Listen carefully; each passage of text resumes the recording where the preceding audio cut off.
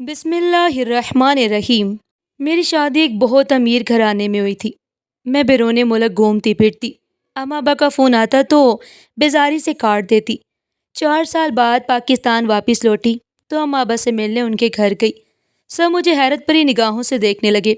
میں یہ دیکھ کر پتھر کی طرح سن ہو گئی کہ میری اماں گھر کے سامنے بغیر چادر کے بیٹھی اپنے اوپر مٹی ڈال رہی تھی اور بچے انہیں پاگل پاگل کہہ رہے تھے۔ میں نے فوراً انہیں اٹھایا اور گھر کے اندر لے گئی۔ میرے پیروں تلے سے زمین کھسک گئی جب میں نے دیکھا کہ ابا آنگن میں جھاڑو لگا رہے تھے اور بھائی بھابھی ہنس کر باتیں کر رہے تھے۔ میں غصے سے چلائی اور ابا کو ساتھ لے جانے لگی، مگر میری جان حلق میں آ گئی جب ابا نے روتے ہوئے میرا ہاتھ جھٹک کر کہا، پاکستان کے ایئرپورٹ پر لینڈ ہوئے۔ مجھے تقریباً 10 منٹ ہو گئے تھے۔ ایئرپورٹ سے باہر نکلنے تک بھی کافی وقت گزر گیا۔ میرا دل جیسے کسی نے مٹھی میں لے کر مسل دیا ہو۔ پورے 4 سال بعد میں پاکستان آئی تھی۔ میرے دل میں ماں باپ کی محبت جاگ اٹھی تھی، اور ان 4 سالوں میں آج مجھ پر یہ انکشاف ہوا کہ میرے دل سے ماں باپ کی محبت کبھی ختم ہی نہیں ہوئی تھی۔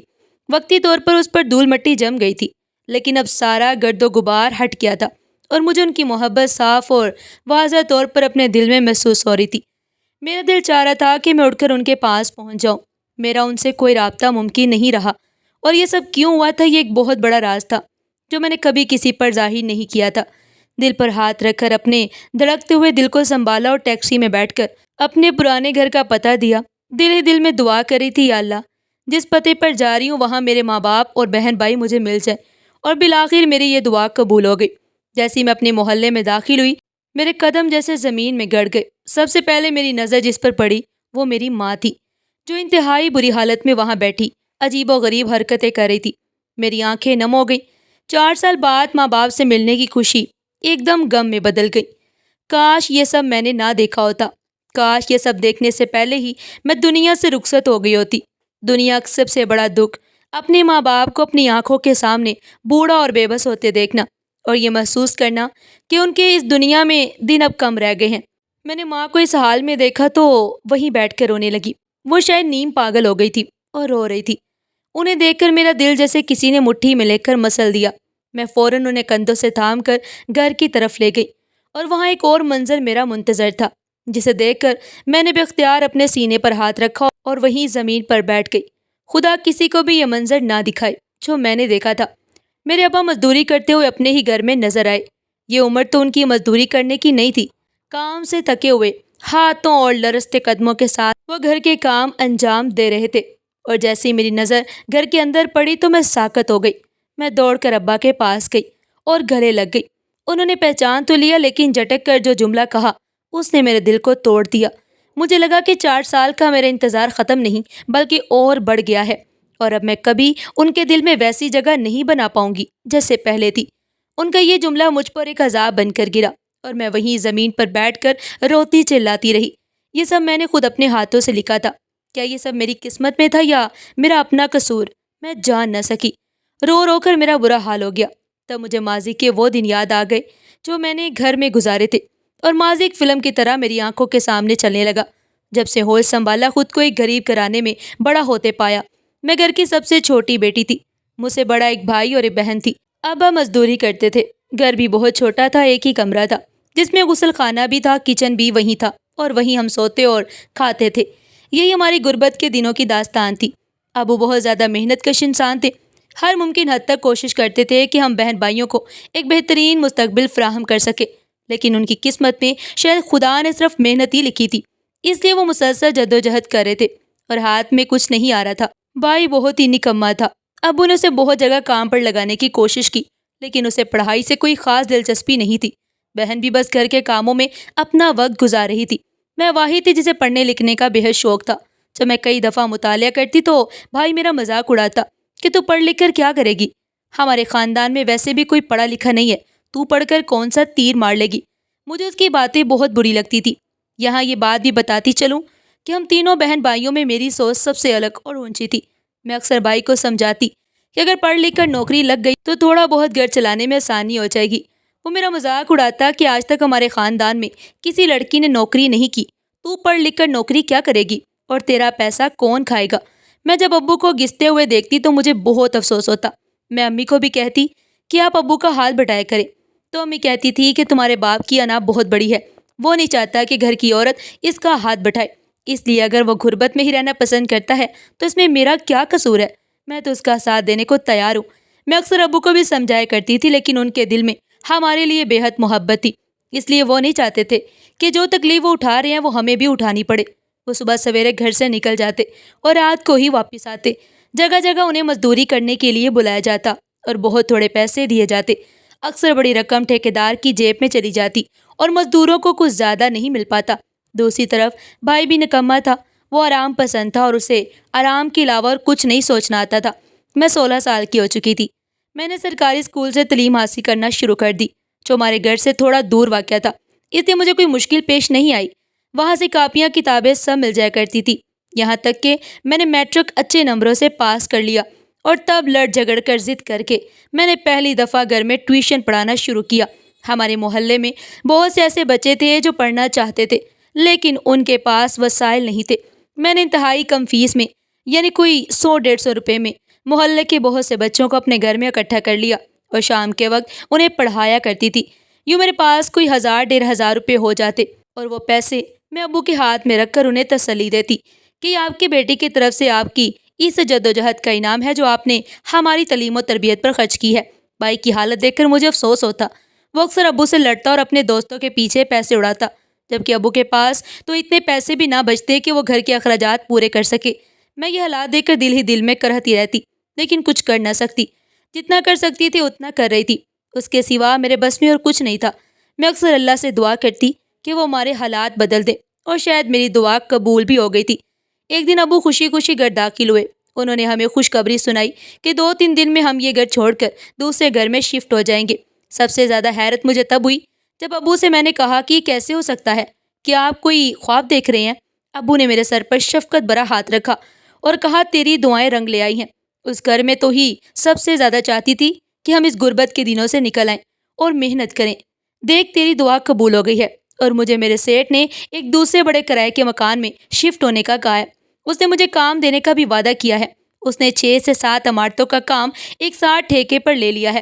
سمجھو پورے سال کے کام کا انتظام ہو گیا، اور گھر چونکہ ان عمارتوں سے دور پڑتا ہے، اس لیے سیٹ نے کرائے کے مکان کا بھی بندوبست کر دیا ہے۔ 1 سال تک کرائے کے مکان کا کرایہ وہ خود ادا کرے گا۔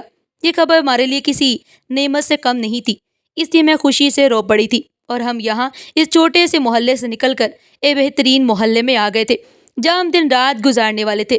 حالات کافی بہتر ہو گئے۔ اس سیٹ نے بھائی کو بھی ابو کے ساتھ کام پر رکھ لیا تھا۔ ایسے گھر میں ڈبل آمدنی آنے لگی، اور میں نے بھی وہاں نئے محلے میں ٹیوشن کی فیس بڑھا دی۔ بچے بھی زیادہ ہو گئے، اس سے پہلے سے زیادہ سہولت ہو گئی تھی، اور ہم نے سکون کا سانس لیا۔ میرے لیے شاید یہ سکون کا سانس بہت زیادہ مختصر تھا، کیونکہ ابو کے سیٹ نے ابو سے ایک ایسی بات کہی تھی جسے سننے کے بعد مجھے زوروں کا رونا آیا تھا۔ میں تو اس گھر کی تقدیر بدلنا چاہتی تھی، لیکن ابو کے سیٹ کی باتوں نے میری عمر اس گھر میں اتنی ہی لکھ رکھی تھی، اس لیے کہ میں جلد ہی اس گھر سے رخصت ہو کر جانے والی تھی۔ بہن میری بہت زیادہ خاموش طبیعت کی مالک تھی، اس لیے ابو نے میرا نام لیا تھا۔ ہوا یوں تھا کہ بہت ہی امیر گھرانے کا رشتہ آیا، اور لڑکی کی ان کی ڈیمانڈ یہ تھی کہ لڑکی بھلے ہی غریب گھر سے تعلق رکھتی ہو لیکن سمجھدار ہو۔ اس کے سوا انہوں نے نہ کوئی جہیز کی ڈیمانڈ کی، نہ کسی اور خواہش کا اظہار کیا۔ ابو کو میرے لیے یہ رشتہ سب سے زیادہ ٹھیک لگا، کیونکہ وہ ایک امیر گھرانے سے تعلق رکھتے تھے، اور سب سے بڑی بات تو یہ تھی کہ وہ لوگ 1 سال کے اندر اندر بیرون ملک شفٹ ہونے والے تھے۔ یہ خبر میرے اوپر تو بجلی بن کر گری، کیونکہ میں خود ابھی کم عمر تھی۔ میں اپنے والدین کے ساتھ ہی زندگی گزارنا چاہتی تھی۔ میرے دل میں بہت سے خدشات پیدا ہوئے کہ نہ جانے میرے سسرال والے کیسے ہوں گے، ان کی عادات و اطوار کیا ہوں گی، لیکن ابو میری خوشیوں کے انتظار میں تھے، اس لیے انہوں نے زیادہ چھان بھی نہیں کرائی۔ میری جلد شادی طے ہو گئی۔ میں نے اپنے شوہر کو دیکھا بھی نہیں تھا۔ میں اس وقت صرف 16 سال کی تھی، اور زندگی کے اتنے بڑے چیلنج کے لیے تیار نہیں تھی۔ شادی کو میں شاعری جیسا سمجھتی تھی۔ مجھے اپنے والدین سے بہت پیار تھا، اور جب میرے نکاح کا وقت آیا تب میں زاروں قطار ہو پڑی۔ میں نے اپنی ماں اور باپ دونوں کو گلے لگا کر محبت کا اظہار کیا تھا، کہا تھا کہ میں آپ لوگوں سے بے حد محبت کرتی ہوں، آپ لوگ مجھے خود سے دور نہ کریں۔ لیکن اب کچھ نہیں ہو سکتا تھا۔ میری شادی ہو چکی تھی، اور میں رخصت ہو کر اپنے سسرال آ گئی تھی، جہاں تمام لوگ ایک ساتھ رہتے تھے۔ ان کا عالیشان کوٹھی نما مکان تھا، لیکن مجھے کچھ بھی متاثر نہیں کر سکا۔ میرے لیے تو ہماری 3 کمروں والا وہ کرائے کا گھر بہت اچھا تھا۔ ہم سکون سے زندگی گزارے تھے، اور حالات کچھ بہتر ہو گئے تھے۔ مجھے پیسوں کی چاہ نہیں تھی، لیکن پھر امی ابو نے مجھے رخصت کر کے یہ ثابت کر دیا تھا کہ وہ تو میری خوشیوں کے ضامن تھے۔ البتہ خوشیاں مجھے ملتی ہیں یا نہیں، یہ میری زندگی میں ایک بہت بڑا سوالیہ نشان تھا۔ میں اپنے سسرال میں جلد گل مل نہیں سکی تھی۔ ان کی عادات و اطوار بہت مختلف تھے۔ انہوں نے بھلے ہی غریب گھرانے کی ایک لڑکی کو منتخب کیا تھا، لیکن اس کی حقیقت بھی مجھے جلد پتہ چل گئی تھی کہ میرے شوہر کی یہ تیسری شادی تھی، اور وہ عمر میں مجھ سے تقریباً 14 سال بڑے تھے۔ شادی ختم ہونے کی کیا وجوہات تھی یہ مجھے آج تک پتہ نہیں چل سکا، لیکن میرے لیے تو یہی بہت زیادہ تھا کہ 16 سال کی عمر میں مجھے ایسے شخص کے ساتھ شادی کرنی پڑی جس کی پہلے سے ہی 2 شادیاں ٹوٹ چکی تھی، اور اس نے آخر ایک ایسی غریب گھرانے کی لڑکی کا انتخاب کیا جو ان کے سامنے زبان نہ کھول سکے۔ اور واقعی میں ایسا ہی ہوا تھا۔ ان کے لہجے اس قدر سخت اور چبھتے ہوئے ہوتے کہ میں چاہ کر بھی انہیں کسی بات کا جواب نہیں دے پاتی تھی، حالانکہ میرے گھر میں سب سے زیادہ میری ہی زبان چلتی تھی۔ لیکن یہاں آ کر تو مجھے ایسا لگتا تھا جیسے کسی نے میری زبان کاٹ دی ہو۔ جلد ہی میرے شوہر نے میرا پاسپورٹ بنوایا اور میرا ویزا لگ گیا۔ میری ساری کاغذی کارروائی مکمل تھی، اور میں اس گھر کو ہمیشہ کے لیے چھوڑ کر اس ملک سے جا کر ایک ایسے ملک میں ان کے ساتھ بسنے والی تھی جو میرے لیے بالکل اجنبی تھا۔ اس دن مجھے بہت رونا آیا تھا۔ شادی کے 1 سال میں مجھے صرف 2 بار اپنے امی ابو سے ملنے کی اجازت دی گئی۔ جب میں اپنے گھر سے رخصت ہو رہی تھی تو بھائی نے مجھے خاص طور پر تاکید کی کہ تم منور بھائی سے ہمارے لیے بھی بات کرنا کہ وہ ہمارا بھی انتظام کر دے اور ہمارا پورا گھرانہ بیرون ملک آ سکے۔ میں نے اسے تسلی دی تھی کہ میں بات کروں گی کہ وہ تمہارے کام کے حوالے سے کوئی بندوبست کر لے، لیکن وہاں جا کر تو مجھے لگا کہ میں وہاں ایک ایسی بیوی ہوں جو صرف کمرے میں بیوی ہوتی ہے اور باہر ان کی ملازمہ بن جاتی ہے۔ میری زندگی مجھے جہنم کی طرح لگتی تھی جہاں میں قید کر دی گئی اور میری کوئی مرضی شامل نہیں تھی۔ لیکن میں نے اپنے یہ تمام دکھ درد اور تکلیفیں اپنے گھر والوں سے چھپا لی اور یہ ظاہر کیا کہ میں بہترین زندگی گزار رہی ہوں۔ جیسے ہی میں بیرون ملک کے لیے روانہ ہوئی تو میرے شوہر کا رویہ مجھ سے اور بھی برا ہو گیا۔ ہمارے ساتھ میری ساس اور ایک غیر شادی شدہ نند بھی رہتی تھی جنہوں نے مل کر میری زندگی کو جہنم بنا دیا، اور میں چاہ کر بھی کچھ نہیں کر پا رہی تھی۔ میں غریب گھرانے کی لڑکی تھی جسے انہوں نے اسی مقصد کے لیے بیاہا تھا کہ میں ان کے سارے ظلم و ستم کو چپ کر کے سہ لوں اور ان کے خلاف کوئی آواز تک نہ اٹھاؤں۔ میرے گھر سے جب کوئی فون آتا تو وہ لوگ طنز سے میری طرف دیکھتے اور مسکرا کر کہتے، واقعی تمہارے غریب ماں باپ کے پاس فون بھی ہے، ہمیں تو پتہ ہی نہیں تھا۔ میں جب بھی ان سے بات کرنے کے لیے فون مانگتی تو وہ یہی کہتے کہ اب تمہارے ماں باپ نے کون سی فرمائش کی ہے جو تم میرے بیٹے سے پیسے مانگو گی۔ میرے شوہر بھی انتہائی برے الفاظوں میں میرے ماں باپ کے خلاف باتیں کرتے تو میں چاہ کر بھی ان کا فون نہ اٹھاتی اور بیزاری ظاہر کر کے ان کا فون رکھ دیتی۔ یہ میرے لیے بہت تکلیف دہ تھا۔ صبح سویرے میں اٹھتی، گھر کے سارے کام کاج کرتی اور پھر وہاں ڈی کیئر سینٹر بھی کھول رکھا تھا۔ یہ مشورہ میرے شوہر نے دیا تھا کیونکہ باہر جا کر اخراجات ہمارے قابو سے باہر ہو گئے تھے، اور اس مقصد کے لیے انہوں نے مجھے دوسروں کے بچوں کی آیا بنا کر رکھا ہوا تھا۔ میں سارا دن بچوں کو سنبھالتی رہتی۔ باہر ممالک کے بچے بھی اس قدر ضدی اور چڑچڑے ہوتے کہ مجھ سے سنبھالے نہیں سنبھلتے۔ دن رات کی مشقت کے بعد میں رات کو اس قدر تھک جاتی کہ شوہر کی خدمت بھی نہ کر پاتی۔ وہ مجھے زبردستی نیند سے اٹھا کر پاؤں دبانے کا کہتے اور اپنا دل لبانے کے لیے مجھے ہتھیار کے طور پر استعمال کرتے، اور میں زندہ لاش بن کر رہ جاتی۔ صرف 19 سال کی عمر میں مجھے لگتا تھا کہ میں نے اپنی زندگی کے 60 سال جی لیے ہیں اور اب بس موت کی تمنا کرتی ہوں۔ میں نے اپنی تکلیفیں گھر والوں سے چھپا لی اور ان سے بیزاری سے بات کرتی تاکہ وہ دوبارہ مجھے فون نہ کریں۔ بھائی بار بار فون کر کے یہی کہتا کہ تم مجھے باہر کب بلا رہی ہو؟ تم نے تو ہمیں وعدہ کیا تھا، تم اتنی خود غرض کیسے ہو سکتی ہو؟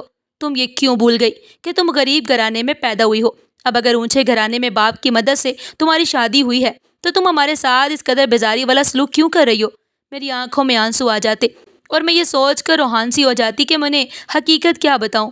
یہاں اونچے گھرانے میں شادی کرنے کا خواب میرا خواب ہی رہا، اور اونچے گھرانے میں شادی تو ضرور کی تھی، لیکن وہاں مجھے کوئی سہولت میسر نہیں تھی۔ میں اس کی بات سن کر خاموش ہو جاتی اور فوراً سے فون بند کر دیتی کیونکہ میں اپنے شوہر کے طعنوں سے تنگ آ گئی تھی۔ کبھی شوہر کے طعنے تو کبھی ساس کی زہریلی باتیں، میری آنکھوں میں آنسو آ جاتے اور میں بالکل چپ کر جاتی۔ اکثر اوقات بھائی مجھے میسج پر کہتا رہتا کہ گھر کی چھت بہہ رہی ہے، امی کب سے بول رہی ہیں کہ ہینا کو کہو کچھ پیسے بھیج دے، گھر کی چھت بنوا لے۔ تب مجھے حیرت کا شدید جھٹکا لگا تھا۔ گھر کی چھت تو پرانے گھر میں بہتی تھی تو کیا امی لوگ دوبارہ پرانے محلے میں پہنچ گئے ہیں؟ میں ان سے پوچھنا چاہتی تھی، لیکن تبھی میرے شوہر کمرے میں آ گئے اور مجھے مجبوراً فون بند کرنا پڑا۔ اس کے باوجود بھی مجھے یہ سننا پڑا تھا کہ میرے اکاؤنٹ سے کچھ پیسے کم ہو گئے ہیں، لگتا ہے تم نے اپنے ماں باپ کو بیچ دیے ہیں۔ ابھی بھی تم ان سے ہی بات کر رہی تھی نا؟ تم اتنی بڑی چور ہوگی میں کبھی سوچ نہیں سکتا تھا۔ میں نے تم سے شادی اس لیے نہیں کی تھی کہ تمہارے ماں باپ کا بھی بوجھ اٹھا سکوں۔ مجھے تو گونگی بیوی چاہیے تھی جو بالکل خاموش رہے، اور میں نے گونگی بیوی کا کردار بخوبی نبھایا تھا، کیونکہ اب یہاں میرا کوئی سہارا اور آسرا نہیں بچا تھا۔ ایک اجنبی ملک میں اجنبیوں کے درمیان رہ رہی تھی، جس کے ساتھ رہتے ہوئے مجھے تقریباً 4 سال مکمل ہو گئے تھے، اور ان 4 سالوں میں نے جتنے دکھ برداشت کیے وہ میں خود اپنی ذات تک محدود رکھے ہوئے تھی۔ بھائی کے میسیجز پڑھ کر میں بہت زیادہ پریشان ہو جاتی، لیکن میں کیا کرتی؟ میں اس کی مدد بھی تو نہیں کر سکتی تھی۔ میں خود اپنے شوہر کی محتاج تھی، جو میرے ڈی کیئر سینٹر کی ساری کمائی بھی اپنے اکاؤنٹ میں لے لیتے، اور اپنے پاکستان میں پھیلے ہوئے بزنس کے اکاؤنٹ سے مجھے ایک پھوٹی کوڑی بھی نہ دیتے تھے۔ جیسے جیسے کر کے زندگی گزر رہی تھی، لیکن میرے ماں باپ کو لگتا تھا کہ شاید میں ان سے بیزاری ظاہر کرتی ہوں، لیکن سچ بالکل الگ تھا، اور حقیقت ایسی تھی کہ میں کسی کو بتا نہیں سکتی تھی، اس لیے چپ چاپ اپنی زندگی بسر کر رہی تھی۔ مجھے اپنے ماں باپ کی بہت زیادہ یاد آتی، اور یہ یاد میں اللہ کے آگے رو رو کر گڑ گڑا کر اس میں کمی واقع کرتی۔ میں اللہ سے یہی کہتی تھی کہ وہ میری آزمائش ختم کرے، اور جس جہنم میں قید ہو گئی ہوں اس جہنم سے مجھے نکال دے۔ اسی دوران میرے شوہر نے مجھ پر ایک نیا حکم صادر کر دیا کہ تمہارا ویزا اور پاسپورٹ وغیرہ سب کو ضبط کر لیا جائے گا، تمہارا اسٹے ختم ہونے والا ہے، 4 سال کی مدت ہے، لہٰذا بہتر ہے کہ تم پڑھائی کرنا شروع کر دو۔ میں حیرت سے انہیں دیکھتی رہ گئی۔ ان کے گھر کی خدمتیں کر کر کے اور ڈی کیئر سینٹر چلا کر اب مجھ میں اتنی ہمت نہیں تھی کہ میں راتوں کو جاگ جاگ کر وہاں کی مشکل پڑھائی کر سکوں، لیکن میرے شوہر نے مجھ پر ایک اور مصیبت ڈال دی تھی، اور مجھے نہ چاہتے ہوئے بھی یونیورسٹی میں داخلہ لینا پڑا تھا۔ مجھے اسکالرشپ ملا تھا، اور شاید یہی میری زندگی کی سب سے بڑی مشکل تھی، جو آگے جا کر آسانی میں بدلنے والی تھی، پر مجھے نہیں پتا تھا۔ میں نے رو دھو کر اپنے یہ 2-3 سال بھی مکمل کر لیے، تو بالآخر میں گریجویٹ ہو گئی، وہ بھی ایک ایسی یونیورسٹی سے جس میں پڑھنا دوسرے لوگوں کا خواب ہوتا ہے۔ یہ سب کچھ کرنا مجھے سب سے زیادہ کام آنے والا تھا۔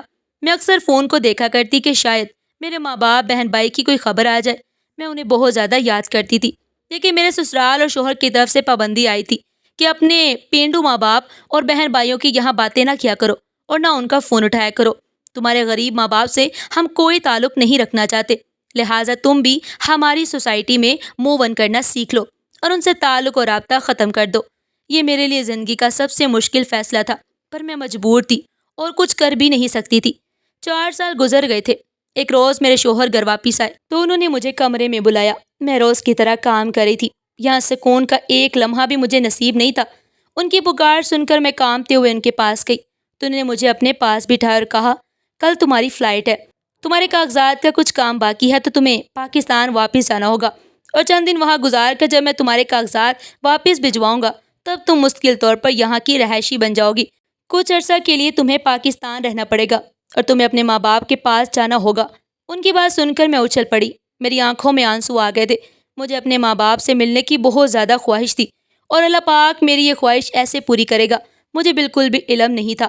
لیکن دوسری طرف میرے دل میں ایک انجانا سا ڈر تھا کہ 4 سال ان سے رابطہ نہ رکھا، اور درمیان میں کبھی کبھی ان کی کال آنے پر کال بھی جان بوجھ کر کاٹ دیا کرتی تھی۔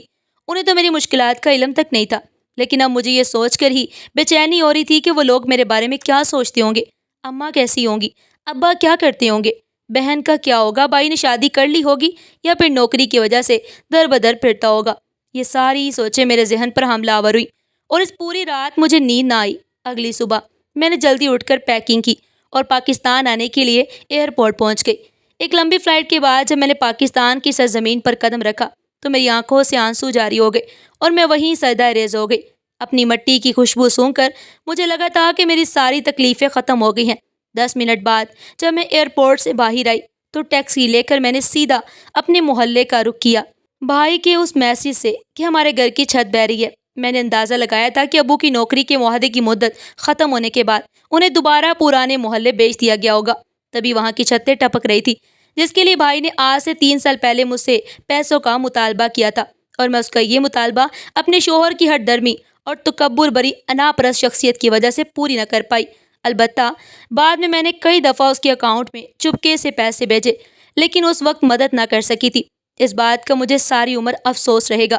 ان تمام سوچوں میں مبتلا ہو کر جب میں وہاں پہنچی تو پرانے محلے کی خشک ہواؤں نے میرا استقبال کیا، اور جیسے ہی میں نے قدم رکھا تو محلے کے سب سے پہلے گھر کے دروازے پر موجود بوڑھی عورت نے میری توجہ کھینچ لی۔ میں چیخ مار کر اس کی طرف بڑھی۔ وہ بوڑھی عورت کوئی اور نہیں، میری ماں تھی، جو وہاں موجود مٹی کے ڈھیر سے مٹی اٹھا اٹھا کر اپنے سر پر ڈال رہی تھی اور کھیل رہی تھی۔ پاس میں موجود محلے کے بچوں کا گول ان کی طرف پتھر اچھال کر انہیں چھیڑ رہا تھا۔ مجھ سے یہ سب کچھ برداشت نہ ہوا۔ میں نے بے اختیار اپنے دھڑکتے ہوئے دل کو قابو میں رکھا اور فوراً ان کی طرف لپکی۔ وہ مجھے نہ پہچان سکی، لیکن مجھے تو علم تھا نا کہ وہ میری ماں ہے۔ میں نے زاروں قطار روتے ہوئے انہیں اپنے گلے سے لگا لیا اور ان کے کان میں سرگوشی کی کہ میں آپ کی بیٹی ہی نہ ہوں، جو 4 سال پہلے شادی ہو کر دوسرے ملک روانہ ہو گئی تھی۔ انہوں نے پھٹی پھٹی نگاہوں سے میری جانب دیکھا اور آنکھوں میں موٹے موٹے آنسو آ گئے۔ شاید ان کے ذہن میں یادداشت ایک چراغ جل اٹھا تھا اور میں ان کی یادوں میں ابھر رہی تھی، لیکن جلد ہی وہ یاد مدھم پڑ گئی اور انہوں نے انکار کر کے دوبارہ وہی عمل جاری رکھا۔ مجھ سے یہ سب کچھ برداشت نہ ہوا تو میں نے انہیں اپنی باہوں میں بھرا اور انہیں کندھوں سے تھام کر اپنے پرانے محلے کے اس گھر کی طرف بڑھی جس میں نے اپنی زندگی کے 16 سال گزارے تھے۔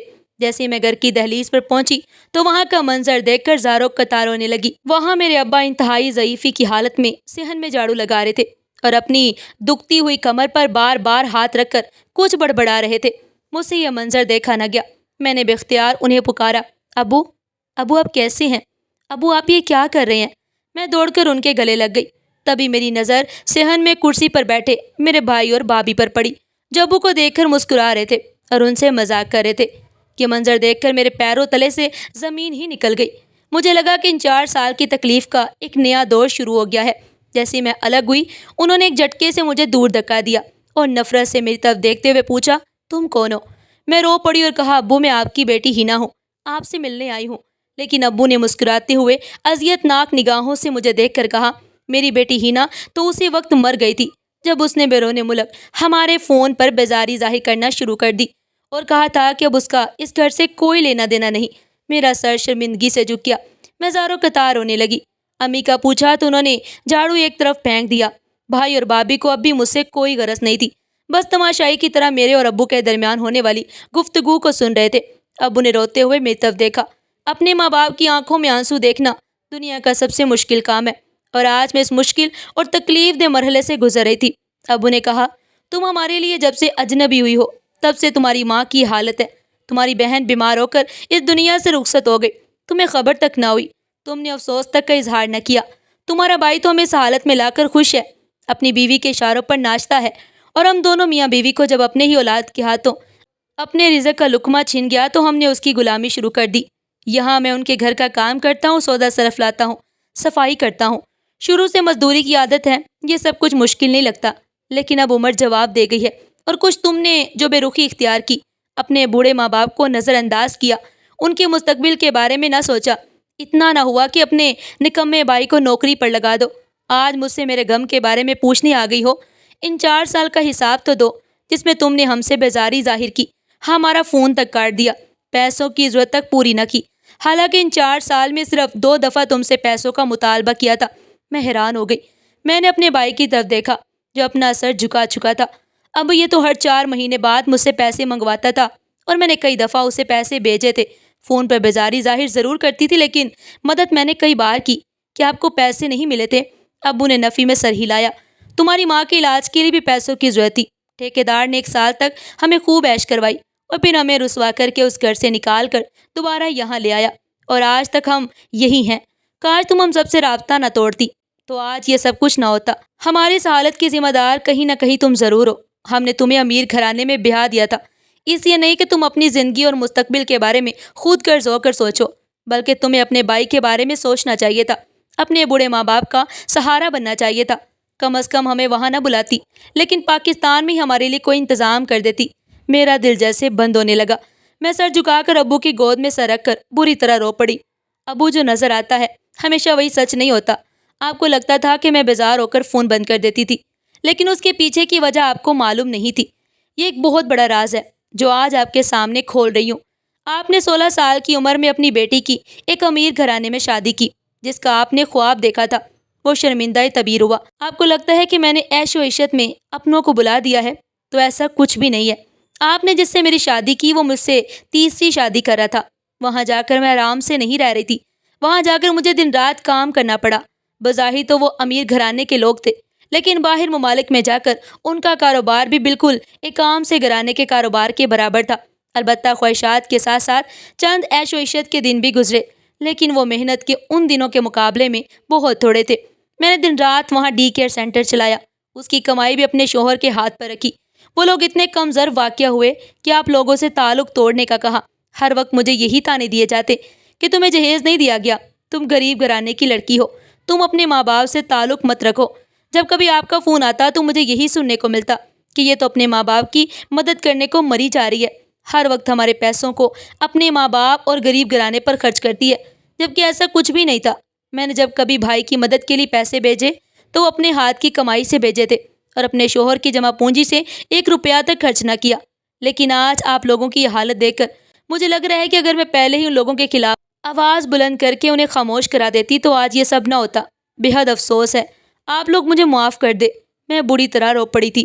امی کو تو خیر کچھ سمجھ ہی نہیں آ رہا تھا، کبھی وہ مٹی سے کھیلنے لگتی، کبھی تالیاں بجاتی اور کبھی اپنے بکھرے بالوں کو سمیٹ کر میری طرف گور گور سے دیکھ کر کہتی، تم نادیہ ہو نا میری بیٹی؟ نادیہ میری بڑی بہن کا نام تھا۔ میں رو پڑی تھی۔ نادیہ کے جانے کا دکھ الگ تھا، اسے ایک بیماری لگ گئی تھی جو پیسوں کے نہ ہونے کی وجہ سے اس کی جان لے گئی تھی، اور کہیں نہ کہیں مجھے ایسا لگ رہا تھا کہ اس بیماری کے پیچھے سب سے بڑا ہاتھ بھائی کا ہے اور پھر میرا، کہ وہ اس دنیا سے ہی گزر گئی۔ میں نے بھائی کو پیسے بھیجے تھے لیکن اس نے اپنی عیاشیوں میں خرچ کر دیے۔ بھابھی نے میری طرف دیکھ کر نفرت کا اظہار کیا اور کہا، اب اپنی دکھوں کی داستان یہاں سنانا شروع نہ کرو، یہاں سے دفع ہو جاؤ، ہمارے گھر میں تمہاری کوئی جگہ نہیں ہے۔ پہلے ہی دیکھ نہیں رہی کہ تمہارے بوڑھے ماں باپ کو پال رہی ہوں؟ تب پہلی بار میں نے آگے بڑھ کر انگلی اٹھا کر انہیں چپ ہونے کا کہا اور وہ میری حرکت پر ڈر کر پیچھے ہٹ گئی۔ بھائی نے آگے بڑھ کر مجھ پر ہاتھ اٹھانا چاہا تو میں نے اس کا ہاتھ پکڑ کر جھٹک دیا اور اس کی مردانہ غیرت جو سو چکی تھی اسے جگانے کی ایک آخری کوشش کی۔ میں آپ لوگوں کو اپنے ساتھ لے کے جانے کے لیے آئی ہوں، میں نے ابو کو کہا تھا۔ انہوں نے سر جھکا دیا تھا، شاید وہ بوڑھے ہو گئے تھے اور اب تھک چکے تھے۔ میں نے بھائی کو اتنی شرم ضرور دلائی تھی کہ چلو میری غیرت باہر ملک جا کر مر گئی، لیکن تمہاری غیرت تو نہیں مرنی چاہیے تھی نا، تم تو ان کے بیٹے تھے، تمہیں تو ان کا بازو بننا چاہیے تھا، لیکن تم نے ان کی کیا حالت کر دی۔ کہیں نہ کہیں مجھے ایسا لگتا تھا امی ابو کی اس حالت کی ذمہ دار میں بھی تھی، پر میں کیا کرتی، میں مجبور تھی۔ اپنے دکھوں کو اپنے آپ تک محدود رکھا تھا۔ اپنے ماں باپ کی حالت دیکھ کر مجھے بہت دکھ ہوا تھا کہ شاید وہ 4 سال میں وہاں نہ گزارتی تو آج ان کے وقت میں موجود ہوتی۔ کچھ بھی ختم نہیں ہوا ہوتا اور جو کچھ گزر چکا تھا اسے واپس تو نہیں لا سکتی تھی، لیکن جو کچھ باقی تھا اسے سنبھال سکتی تھی۔ میں نے سب سے پہلے اپنے شوہر کو فون کر کے طلاق کا مطالبہ کیا۔ انہوں نے میرے اس مطالبے کو میرا بچکانہ پن قرار دیا۔ تب میں نے خلا کے لیے کیس دائر کیا اور ہمیشہ ہمیشہ کے لیے ان سے علیحدگی کرنے والی تھی۔ وہاں میں نے 4 سال گزارنے کے دوران یہ عقل مندی کا کام کیا تھا کہ وہاں یونیورسٹی میں پڑھائی کے دوران اپنی ایک دوست کی مدد سے میں نے اپنا ایک الگ اکاؤنٹ کھول لیا اور اپنی جمع پونجی میں سے تھوڑی بہت رقم وہاں ٹرانسفر کرتی رہی تھی۔ شکر ہے اس اکاؤنٹ میں آج اتنے پیسے موجود تھے کہ میں کرائے کے گھر میں امی ابو کو آرام سے رکھ سکتی تھی۔ میں نے اپنا سامان اٹھایا، اپنے بوڑھے ماں باپ کا ہاتھ پکڑا اور انہیں لے آئی۔ میں نے سب سے پہلے امی کا علاج شروع کروایا اور اپنے پاس موجود زیور جو مجھے سسرال سے ملا تھا اور جس پر میرا حق تھا، میں نے وہ بیچ کر امی کا علاج کروایا اور خود ایک یونیورسٹی میں لیکچرار کے طور پر سی وی دے دی۔ کچھ دنوں میں مجھے جاب کی کال آ گئی اور یوں میرے لیے آسانی ہو گئی۔ امی ابو اب گھر پر آرام کرتے ہیں اور میں ان کی خدمت کے لیے روز یونیورسٹی جا کر صبح سویرے لیکچر دے کر دوپہر تک واپس آ جاتی ہوں۔ واپس آنے کے بعد میں گھر کے دیگر کام سنبھالتی ہوں اور یقین مانیے جو سکون امی ابو کی خدمت کر کے پیسے کما کر ان پر خرچ کرنے میں مجھے مل رہا ہے، ویسا سکون تو میں نے زندگی میں کبھی بھی محسوس نہیں کیا تھا۔ ویسا سکون تو مجھے اپنے شوہر کے ساتھ باہر گھومنے پھرنے میں بھی محسوس نہیں ہوا تھا جتنا آج ہو رہا ہے۔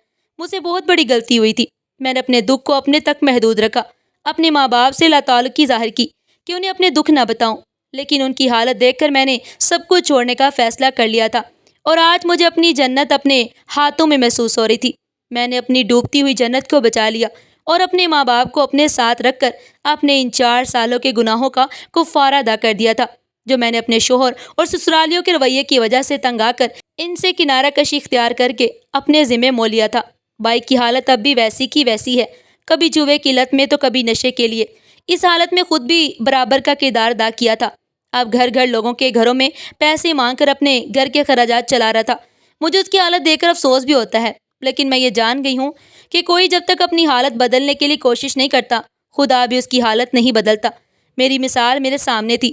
میں نے 4 سال تک اپنے شوہر اور سسرال کے رویوں کو برداشت کر کے اپنی حالت بدلنے پر غور نہیں کیا تھا، لیکن جب اپنی جنت کی حالت دیکھی اور اپنے بوڑھے ماں باپ کو روتے دیکھا تو فوراً فیصلہ کر لیا، اور اس فیصلے میں اللہ نے میرا بھرپور ساتھ دیا، اور آج میں اپنے ماں باپ کے ساتھ ایک چھوٹے سے پرسکون گھر میں بہترین زندگی گزار رہی ہوں، جہاں غربت کا کوئی ڈر نہیں، لوگوں کے تانوں کا کوئی خوف نہیں، بس میں ہوں، میرے ماں باپ ہیں اور میری زندگی ہے جو میں اب اپنے ماں باپ کے لیے وقف کر چکی ہوں، اور خود کو اس قابل بنا لیا ہے کہ نہ صرف کما کر خود کو پال سکوں بلکہ انہیں بھی پال کر خدا کی جنت اپنے نام کر سکوں۔